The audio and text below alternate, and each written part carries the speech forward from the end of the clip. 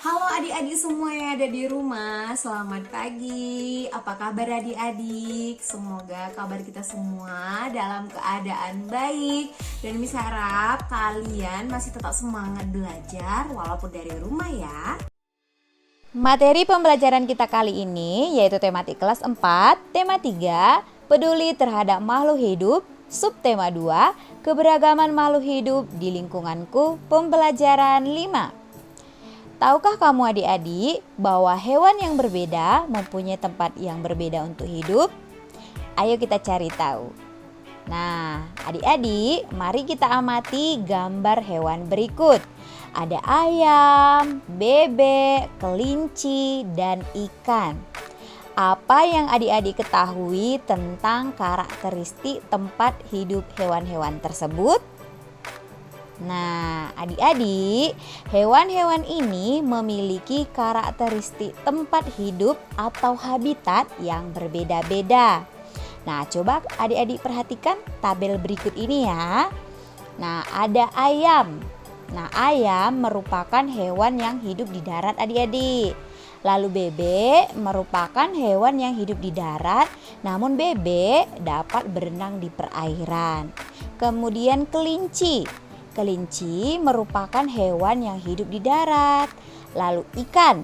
Ikan merupakan hewan yang hidup di air. Nah, sekarang adik-adik, mari kita kaitkan ciri-ciri khusus hewan tersebut dengan karakteristik tempat hidupnya. Yang pertama yaitu ayam. Ciri-ciri ayam. Ayam memiliki paruh panjang dan runcing yang digunakan untuk mengambil makanan adik-adik. Lalu ayam memiliki cakar yang panjang. Fungsinya untuk mengais makanan dari dalam tanah. Lalu bulu ayam berfungsi untuk melindungi tubuhnya dari suhu dingin. Nah, adik-adik, ayam bernafas dengan paru-paru ya. Lalu yang kedua, bebek. Nah, ciri-ciri bebek ya, adik-adik, paruh bebek itu berbentuk sudu. Kalau kita amati ya, jelas sekali perbedaan paruh bebek dengan ayam ya. Nah, bentuk paruh sudu merupakan salah satu ciri khusus hewan bebek. Bentuk paruh ini berfungsi untuk mempermudah bebek mencari makanan yang ada di lumpur adik-adik. Lalu leher panjang bebek itu berfungsi untuk memudahkan bebek dalam mengais makanan yang ada di dalam air. Lalu adik-adik, kaki bebek itu berselaput. Kaki berselaput ini berfungsi untuk mempermudah bebek berenang. Nah, ciri bebek selanjutnya, bebek memiliki bulu berlapis lilin, berguna agar bebek tidak basah saat berenang. Lalu hewan yang ketiga adik-adik, kelinci. Kelinci memiliki ciri kaki belakang lebih panjang dan kuat, sehingga kelinci mampu melompat di darat. Kemudian, kelinci memiliki telinga yang panjang. Fungsinya untuk mendengar suara dari arah manapun. Keempat, yaitu ikan. Nah, ikan digolongkan menjadi 3 jenis adik-adik, yaitu ikan air tawar, ikan air payau. Payau artinya campuran antara air tawar dan air laut. Dan ikan air laut. Ciri-ciri ikan secara umum, ikan itu memiliki sisik, berfungsi sebagai pelindung tubuhnya. Kemudian ikan memiliki sirip, berfungsi untuk berenang. Nah, ekor ikan berfungsi untuk membantu pergerakan ikan tersebut di air. Nah, menurut adik-adik, apa ya kesimpulan tentang karakteristik tempat tinggal hewan-hewan tadi? Kesimpulannya, tempat tinggal hewan mempengaruhi kehidupan hewan. Nah, adik-adik, apa perbedaan antara tempat hidup ikan dan kelinci? Ya, kelinci itu hidup di darat, sedangkan ikan hidup di air. Ikan bernafas dengan insang adik-adik, sedangkan kelinci bernafas dengan paru-paru. Ikan dan kelinci tidak dapat hidup di tempat yang sama adik-adik. Kalau kelinci hidup di air, dia akan kesulitan bernafas. Sama halnya ikan. Apabila ikan hidup di darat, ikan tersebut akan kesulitan bernapas juga dan pada akhirnya akan mati. Nah, adik-adik, keadaan alam seperti iklim dan bentuk muka bumi berpengaruh terhadap kehidupan hewan. Misalnya, hewan yang hidup di daerah dingin harus menyesuaikan bentuk dan fungsi tubuhnya dengan udara dingin. Lalu hewan yang hidup di pegunungan juga berbeda dengan hewan yang hidup di dataran rendah, adik-adik. Nah, Tuhan menciptakan hewan dengan bentuk dan jenis yang berbeda-beda. Setiap jenis hewan memiliki tempat hidup dengan karakteristik masing-masing.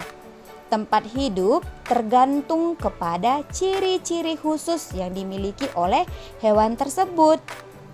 Ciri-ciri khusus hewan mempunyai hubungan yang erat dengan karakteristik tempat hidupnya. Nah, ayo kita cari tahu lebih lanjut tentang hubungan karakteristik tempat hidup dengan ciri-ciri khusus hewan, ya. Nah, yang pertama itu ada cicak, adik-adik.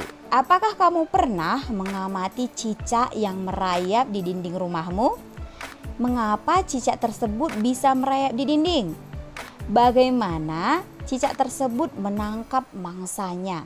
Nah, cicak mempunyai perekat pada telapak kakinya, adik-adik, sehingga dapat merayap di dinding atau langit-langit rumah. Cicak juga memiliki lidah yang panjang dan lengket, sehingga dapat menangkap serangga. Cicak ini mempunyai ukuran rata-rata 7 hingga 10 cm. Cicak dapat memutuskan ekornya untuk melindungi diri. Terdapat beberapa jenis cicak, adik-adik, yaitu cicak rumah, cicak pohon hijau, dan tokek. Cicak pohon hijau dan tokek ukurannya itu lebih besar daripada cicak di rumah, ya. Lalu hewan yang kedua, adik-adik, kelelawar. Kenal kan kelelawar? Nah, kelelawar hidup di tempat yang gelap seperti di atap rumah dan gua. Kelelawar mengeluarkan suara dengan frekuensi tinggi. Selain itu, kelelawar juga memiliki pendengaran yang baik dan peka menerima bunyi pantulan. Kelelawar, adik-adik, mampu mendeteksi benda-benda di sekitarnya dengan bunyi pantulan tersebut. Nah, kelelawar adalah hewan nokturnal karena melakukan kegiatan di malam hari. Ada 2 jenis kelelawar, adik-adik, yaitu kelelawar pemakan buah dan kelelawar pemakan serangga. Nah, hewan yang ketiga yaitu bunglon. Bunglon dapat mengubah warna kulitnya sesuai dengan warna benda yang ada di sekitarnya. Misalnya, ketika berada di atas daun yang berwarna hijau, maka warnanya bisa berubah menjadi hijau. Ketika berada di batang pohon yang berwarna coklat, maka warnanya bisa berubah menjadi coklat. Bunglon mengubah warna kulitnya untuk melindungi dirinya. Bunglon mempunyai lidah yang panjangnya itu melebihi ukuran tubuhnya. Jadi adik-adik, kondisi dan karakteristik alam yang berbeda mempengaruhi jenis hewan yang hidup di sekitar wilayah tersebut. Nah, hewan di sekitar kita memberi banyak manfaat bagi manusia. Hewan juga dapat menjadi inspirasi untuk karya seni, seperti karya seni mozaik yang telah kita pelajari sebelumnya, yaitu membuat mozaik dengan tema gambar burung. Nah, hasil karya seni mozaik, adik-adik, dapat kita beri apresiasi. Apa itu apresiasi? Nah, apresiasi itu merupakan pemberian nilai yang baik terhadap suatu karya. Contohnya, perhatikan gambar mozaik berikut. Kita beri apresiasi, kita beri penilaian. Nah, seperti ini. Wah, hasil karya mozaikmu bagus dan rapi. Perpaduan warnanya membuat mozaik ini semakin menarik ya. Bagus. Lalu kita amati mozaik yang kedua. Ya, kita beri apresiasi, kita beri penilaian. Nah, mozaik buatanmu bagus ya.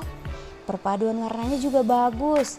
Tapi alangkah baiknya jika sayap kupu-kupu sebelah kanan itu disesuaikan dengan ukuran sayap kupu-kupu sebelah kiri ya. Seperti itu. Terima kasih telah menonton video Miss. Jangan lupa subscribe, like, dan share video ini. God bless us.